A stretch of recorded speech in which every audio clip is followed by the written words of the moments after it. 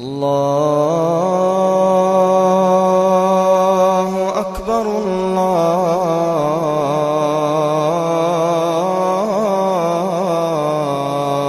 Akbar. Saya jawab dulu yang datang dari kita pagi ini.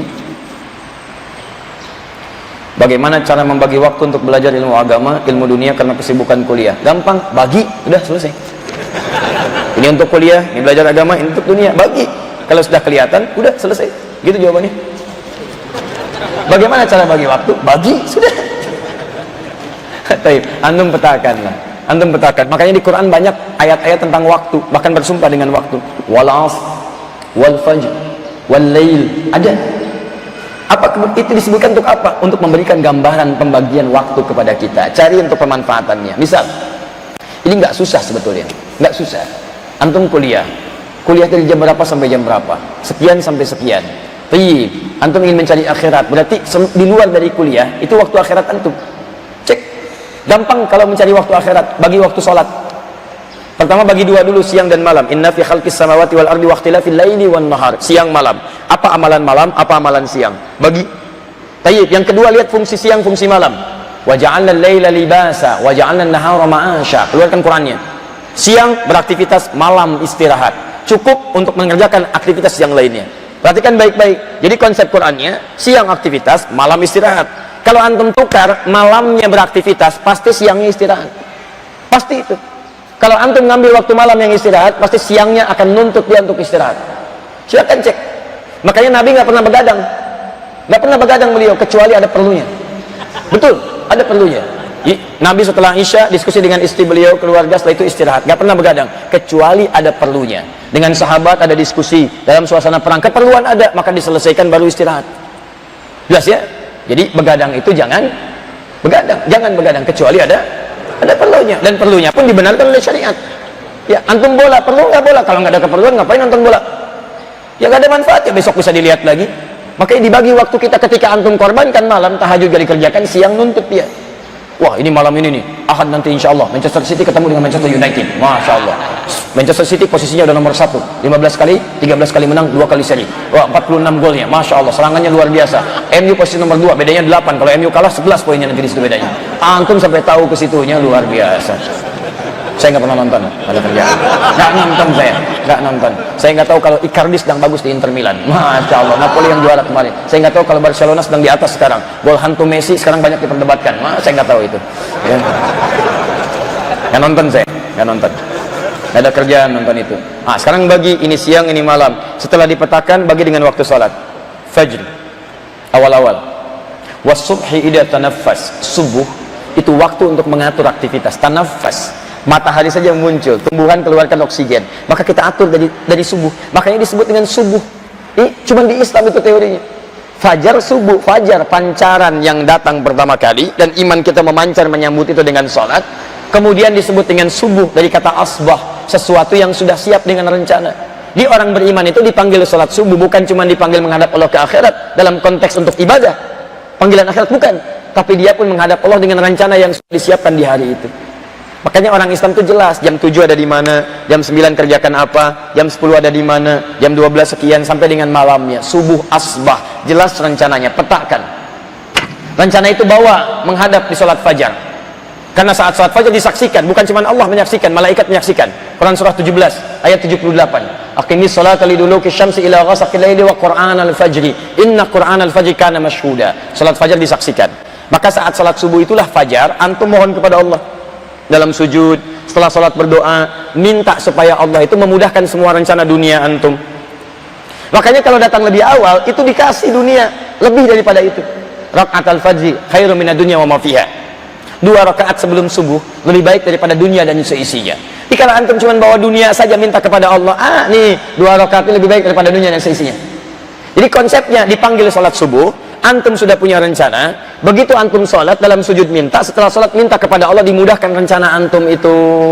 Ini yang saya kerjakan, ya Allah mudahkan rencana saya hari ini, ya Allah jauhkan saya dari kefakiran, jauhkan saya dari kemalasan, jauhkan dari begini, ya Allah tolong ya Allah berikan taufik pada rencana saya hari ini, begini, ya Allah kurang apa lagi ya Allah, saya sudah rencanakan, berikan taufik, bahkan nama saya sudah taufik ya Allah, kalau namanya sudah begini, ya bahkan pakai hidayat juga ya Allah, ya luar biasa. Kalau sudah namanya taufik hidayat, memohon kepada engkau, petunjuk sudah jelas, belum kau kabulkan juga, dengan cara apa lagi saya minta? Tolong kerjakan. Terus bikin pemetaan. Bikin. Hari ini kuliah, berarti di luar kuliah saya bisa kerjakan. Kuliah masuk jam berapa? Jam 7. Ada kesempatan syuruk. Syuruk sekarang jam 6 kurang seperempat, bisa. Syuruk saya dapat. Syuruk kan awal duha. Hadis At-Tirmidzi nomor hadis 586. Man shallal ghadat fil jama'ati, siapa yang salat subuh berjamaah, atau fil masjid atau di masjid, tsumma yaqulu yadhkurullah, kemudian dia duduk berzikir kepada Allah. Zikir banyak. Bisa kalimat thayyibah, Quran surah 4 ayat 103. Bisa baca Quran surah 15 ayat yang ke-9. Bisa menghafal Quran surah ke-54 ayat 17, ayat 22, ayat 32, ayat ke-40. Bisa berdoa Quran surah ke-7 ayat 205. Bisa lewat ta'lim, kalimat zikir umum. Misalnya ya, Quran surah ke-3 Ali Imran ayat 191. Bisa menyebut Allah Quran surah ke-2 ayat 152. Bisa dengan apa saja. Sampai tiba fi bidayatul duha, awal duha. Awal duha disebut dengan syuruk. Tsumma yusalli rak'atain, kemudian dia salat 2 rakaat. Fakana alaihi ka ajri hajjin wa umratin. Dia dapat pahala senilai haji dan umrah. Kuliah jam 7.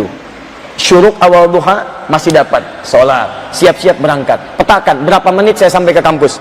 Kendaraannya apa? Ada kendaraan mobil, motor atau kaki. Lihat, kita diberi kaki untuk berjalan. Ya, wa ibadur rahmanil ladzina yamshuna 'alal ardi hauna. Quran surah 25 ayat ke-69. Jalan. Maka teman-teman petakan, saya di jalan ke kampus sampai jam sekian. Berapa lampu merah? 3 lampu merah. Kalau saya pakai kendaraan berarti saya bisa berhenti di situ. Petakan. Oh, bagaimana caranya dunia plus akhirat. Begitu ada lampu merah, saya isi nih. Oh, ini 10 detik. Oh, ini 15 detik. Ini 30 detik. Lumayan. Ini 1 menit 60 detik. Berarti saya bisa mendengarkan ayat-ayat Quran. Yang 5 detik saya bacakan ayat yang pertama. 10 detik saya ulangi. 60 detik saya murajaah. Masya Allah. 3 lampu merah ke kampus dapat 1 ayat. Pulangnya diulang lagi. Setiap berangkat hafal 1 ayat. 30 kali berangkat 30 ayat. Selesai di kampus hafal Al-Quran. Cuman karena lampu merah. Masya Allah.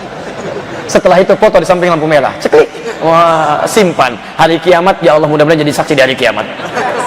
Bawa lampu merah inilah, dengan wasilah ini Allah jadikan saya bisa menghafal Quran. Di dunia dapat, akhirat dapat. Jadilah kemudian antum wisuda sebagai penghafal Al-Quran plus lulus dengan sarjana yang luar biasa. Jurusannya desain grafis, tapi lulus dari situ, Masya Allah, desainnya sudah plus dengan desain Al-Quran.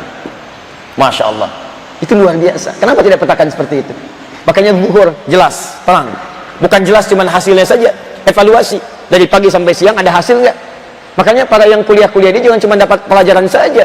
Sampai siang selesai belajar, coba cek paham nggak? Apa hasilnya belajar? Jangan-jangan tulis, simpan buat ujian, baca lagi. Nggak ada ilmunya. Di ilmu antum cuma sampai ujian aja, habis ujian hilang semua. Cek lagi siangnya, ada hasilnya enggak, evaluasi lagi, cross check. Makanya orang tua dulu, anak belajar, pulang ke rumah dicek lagi. Terus kita tuh punya bekal, buku ke rumah untuk buku latihan, ngecek ulang. Bahkan dulu Masya Allah kami masih mendapatkan itu, buku-buku evaluasi. Dicek lagi enggak, orang tua paraf dan sebagainya. Untuk memastikan ilmu itu ada, manhaj Quran, manhaj sholat. Tapi yang dicek bukan cuma dunia saja, akhirat juga mesti jelas. Ada ibadahnya enggak? Jelas gak ukuran akhiratnya? Kenapa? Karena cuman kalau ngejar dunia saja muncul asr nanti. Walas innal insana lafi khusr. Orang yang cuman ngejar urusan dunia, ingat dia menjalani waktu yang terus berputar. Dia bisa rugi di situ. Asar itu bukan sore. Asar itu setiap waktu yang dilalui. Maka diingatkan lewat salat asar. Alas, ingat, setiap waktu yang kamu lalui itu modal buat kamu. Dan tidak semua orang hidup bisa memanfaatkan modal dengan baik. Ada yang rugi. Apa kerugiannya? Masya Allah, illal ladzina amanu, dia tidak beriman. Gak beriman, rugi. Makanya antum kerjakan aktivitas dengan iman. Semua aktivitas yang dikerjakan dengan iman jadi ibadah, bentuknya amal soleh. Kuliah pakai iman, jalannya karena Allah untuk belajar, maka semua aktivitas antum jadi amal soleh. Makanya setelah kalimat iman, amal soleh. Illal ladzina amanu wa amilus solihat. Anda yang cuma kerja ke kantor, berangkat pulang, maaf, Anda rugi. Karena Anda tidak ada bedanya dengan tidak beriman, cuma dunia saja. Apalagi kantor yang sama, kerja di tempat yang sama, berangkat sama, gaji sama. Apa bedanya Anda dengan yang tidak beriman? Bedanya, wa amilus solihat, niatkan untuk mencari nafkah karena Allah. Cari yang halal, dapatkan posisi yang halal, yang terbaik. Setiap langkah Anda ada pahalanya di situ. Kalau Anda tidak kerjakan itu, akan datang waktunya Anda maghrib, tenggelam. Semua waktu akan ada di penghujungnya. Waktu kehidupan kita. Anda kembali memohon pada Allah dalam kebaikan. Setelah itu isya, ada asya, ada isya, itu beda. Dari kata ma'isya, hidup. Kalau asya, harokat masih di atas, masih beraktivitas. Setiap aktivitas yang ditarik harokatnya turunkan ke bawah, khafad, rendah, hilang. Isya, kehidupan berakhir. Setiap yang asya yang hidup, semuanya pasti akan berakhir dengan isya. mata kita akan tertutup, dan besok belum tentu kita akan hidup kembali. Bahkan Nabi mengajarkan istighfar sebelum tertidur, evaluasi diri, memohon kebaikan kepada Allah. Ingat, semua aktivitas kita ketika ditata, semua itu akan berakhir kita tinggalkan, dan dunia kita tinggalkan. Maka itu setiap yang meninggalkan dunia disebut telah meninggal dunia. Artinya semua yang di dunia ditinggalkan, gak ada yang dibawa. Ayo antum yang banggakan handphone sampai dipegang-pegang sampai kajian mau berakhir, itu akan ditinggalkan. Tinggalkan mas. Bagaimana handphone jadi ibadah? Betul. Ayo pakaian akan ditanggalkan dan ditinggalkan, rumah ditinggalkan. Jadi kalau antum sadar saat pulang tidak akan dibawa, maka antum harus membawa bekal yang bisa dibawa pulang. Itu poinnya. Makanya orang mudik itu pasti bawa bekal. Ayo lihat saat Idul Fitri itu, akhir Ramadan, mudik. Saya pastikan pada anda dengan izin Allah Subhanahu Wa Taala, setiap orang mudik pasti akan mudik kalau punya bekal. Hampir tidak ada orang mau mudik kalau nggak punya bekal. Kenapa mas nggak mudik? Gak ada bekal Ustaz, gak ada bekal. Tapi kalau ada bekal, Masya Allah, walaupun cuma motor kendaraannya, motornya bebek, bekalnya singa. Wow, bebeknya ditata, belakangnya pelepah pisang, tempelin lagi, tambah lagi karungnya, tambah ini lagi, Masya Allah. Kasih tulisan, kamu menungguku di ujung pintu, aku pulang. Masya Allah, tulis di motornya. Wih, luar biasa. Pulang dengan penuh kebahagiaan, tulis bahagia. Betapa jalan dilalui, keringat mengalir deras, tapi cintamu aku selalu tunggu, pulang mudik kampung halamanku. Tulis, bangga. Yang di rumah pun tahu mau pulang, oh iya siap-siap, cek makanan, kumpulkan, karena ada yang pulang. Bahkan hebatnya, yang tidak ada diada-adakan. Bahkan luar biasa terjadi, luarnya kongwan, dalamnya rangginang. Kongwan isinya rangginang. Luar biasa, itu paling gak jelas tuh, toplesnya gak jelas, ininya dari negara ini, ininya ini, Masya Allah, isinya lokal. Luar biasa, tapi bagus. Begitulah dunia saja saat mudik, ada bekal yang dikunjungi, senang, apalagi akhirat. Dunia yang sementara ada bekalnya, akhirat yang abadi masa gak ada bekalnya. Makanya ketika antum pulang, ada yang nyambut juga. Yang nyambut bukan orang biasa, bukan makhluk biasa, malaikat. Quran surah 13 ayat 23 sampai dengan 24. 24-nya Masya Allah disambut oleh malaikat. Di ujung ayat 23, wal malaikat yadkhulun min kulli babin, malaikat masuk dalam setiap pintu surga, menyambut orang masuk surga dan mengatakan salamun alaikum lima sabartum, selamat anda sabar dalam urusan dunia. Ayo pulang. Makanya cari bekal sampai ke isya. Setiap anda mau tidur, evaluasi bekalnya udah cukup belum. Saran saya, kalau anda masih terpikir berbuat maksiat, bayangkan seketika meninggal pada saat itu. Bayangkan meninggal, anda pergi ke kantor hari ini misalnya, hari Senin, begitu masuk kantor disuruh tanda tangan proyek, dah jelas. Kalau anda ingin terjaga dari maksiat, bayangkan saat tanda tangan anda meninggal dunia. Ikut taklim tiap waktu, Masya Allah, kelihatannya bagus, sholat ini itu, meninggal dalam keadaan maksiat, apa nggak malu di hadapan Allah? Dan proyek itu anda akan tinggalkan dan jadi saksi bahwa anda pernah berbuat maksiat dengan itu. Ayo teman-teman, yang ingin ngambil jatah orang lain dalam sarapan, bayangkan begitu ngambil meninggal. Yang ingin pakai sendal orang lain, bayangkan anda akan meninggal. Yang senang mabuk-mabukan, bayangkan mabuk dalam keadaan meninggal, dan meninggal dalam keadaan mabuk.